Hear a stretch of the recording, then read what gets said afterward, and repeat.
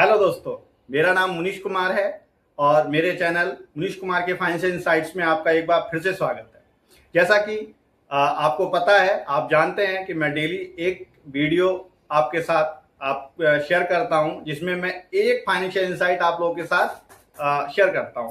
तो आज की जो फाइनेंशियल इनसाइट है वो है इंडेक्स फंड। जैसे कि पिछली वीडियो में मैंने आपके साथ ये बात साझा की थी कि आने वाली वीडियो में मैं आपको इंडेक्स फंड के बारे में उसकी बारीकियां बताऊंगा। तो इंडेक्स फंड होता क्या है, इंडेक्स फंड कैसे काम करता है, इंडेक्स फंड में कैसे पैसा लगाएं, इंडेक्स फंड में आपको कैसे मुनाफा मिल सकता है।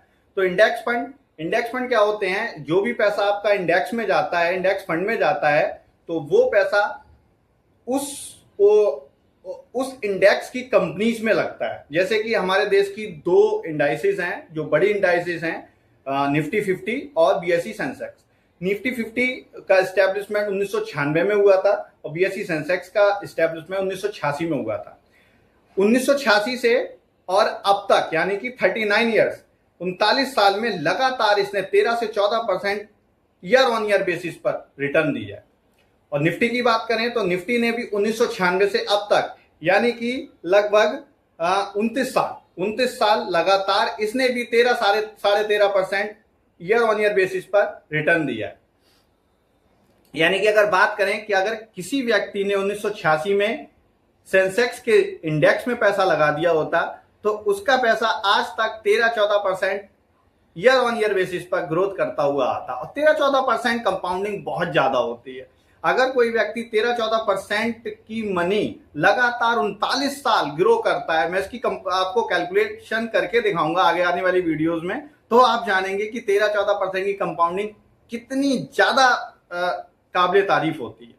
तो जो इंडेक्स फंड्स होते हैं, इंडेक्स फंड में पैसा लगाना इसलिए भी फायदे का सौदा होता है क्योंकि इंडेक्स फंड्स जो होते हैं, इंडेक्स फंड में जो एक्सपेंस रेशियो होता है, क्योंकि आपको जिस भी कंपनी को, जिस म्यूचुअल फंड कंपनी को अपना पैसा देते हैं, एसआईपी करते हैं या जो भी इन्वेस्टमेंट करते हैं, वो उसका कुछ एक्सपेंस लेता है, एक्सपेंस रेशियो होता है। तो और म्यूचुअल फंड्स की अपेक्षा इसमें आपका एक्सपेंस रेशियो बहुत ना के बराबर होता है। बिल्कुल जीरो नहीं, लेकिन हाँ कुछ एक्सपेंस रहता है जो आपको खर्चे देने होते हैं उस फंड हाउसेस को, लेकिन इसके इंडेक्स फंड के जो एक्सपेंसेस होते हैं वो बहुत कम होते हैं।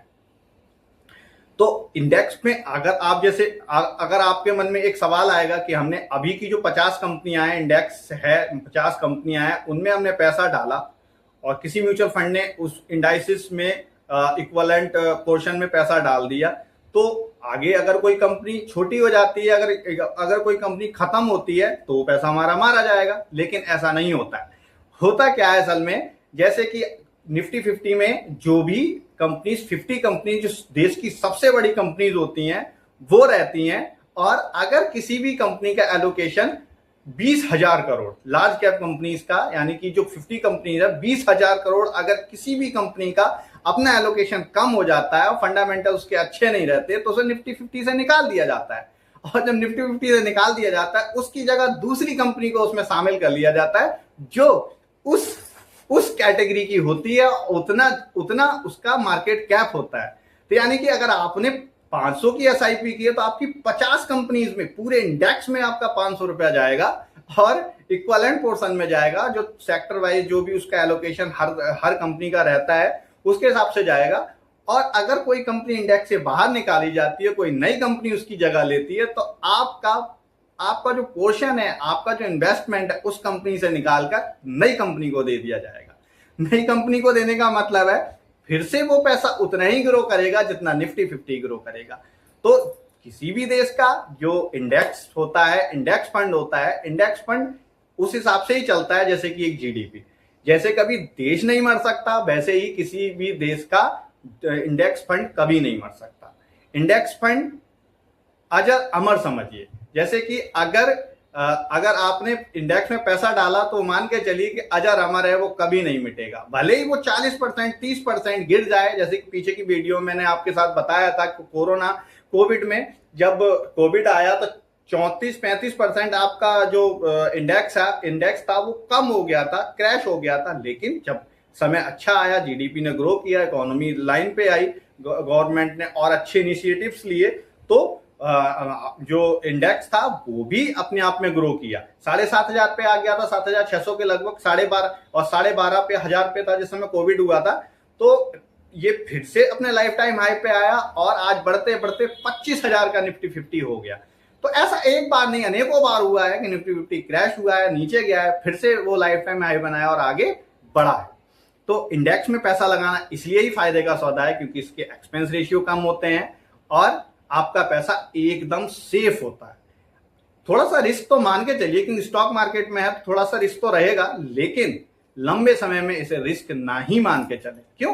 क्योंकि जब पूरे देश की जो सबसे बड़ी कंपनी है वही इंडेक्स में है और वही जब ग्रो करेंगी, अब मान के चलिए जब बड़ी कंपनी है, जैसे लार्ज कैप कंपनीज का नाम लूं मैं, HDFC हो गया, SBI हो गया, रिलायंस हो गया, बजाज फाइनेंस हो गया, TCS हो गया, या जितनी भी बड़ी कंपनीज हैं, जो और भी बहुत सारी कंपनीज हैं, 50 कंपनीज हैं, तो ऐसी कंपनीज क्या कभी खत्म हो सकती हैं? 50 कंपनीज जो कि आपकी पूरे देश को रिप्रेजेंट करती हो, वो खत्म हो सकती हैं? नहीं हो सकती।